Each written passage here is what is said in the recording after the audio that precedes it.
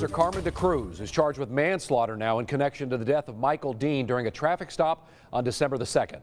Leslie Draffin is live at TPD headquarters, where we just heard from Temple Police Interim Chief Jim Tobin.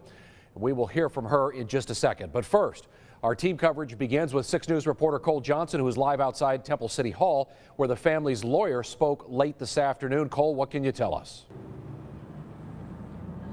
Chris, now we're going to focus on the affidavit first. Now, according to that affidavit, it says that de Cruz tried to pull Dean over and Dean didn't immediately stop. And when Dean did eventually stop, de Cruz blocked the car and then got out of the car and headed out to the passenger side window. The affidavit says de Cruz ordered Dean to turn the car off and hand him the keys. De Cruz reached into the car with his left hand to try and grab the keys while pointing the gun with his right hand finger on the trigger.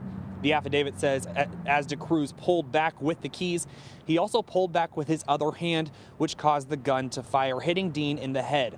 De Cruz then pulled Dean out of the passenger side window and tried to save him, along with other responding officers. Now, as you mentioned, Chris, we did hear from attorney Lee Merritt representing the Dean family.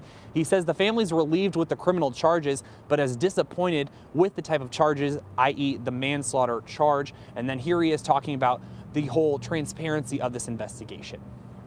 They have found out through media sources. Okay. We still haven't had a chance to see the file. You all probably know more about their file than we do at this point. This is the most obscure, the most secret, the most illegitimate investigation I've ever been a part of in my career. And I work cases all over the country.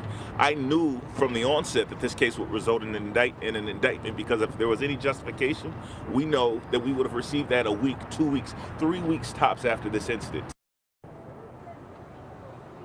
Now, back out here live, he also did mention other phrases that have been used, like evasion and altercation, that have been used in reports that we have covered earlier. He says that those two words don't mean justification for use of deadly force. Reporting live in Temple, Cole Johnson, 6 News. All right, thank you so much for that report, Cole. Meanwhile, Leslie Draffin is live at Temple Police headquarters, where the interim chief just wrapped up a press conference.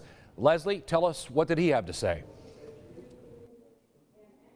Well, Chris, it was pretty surprising. He took many questions after his initial statement. The entire thing lasted almost 25 minutes.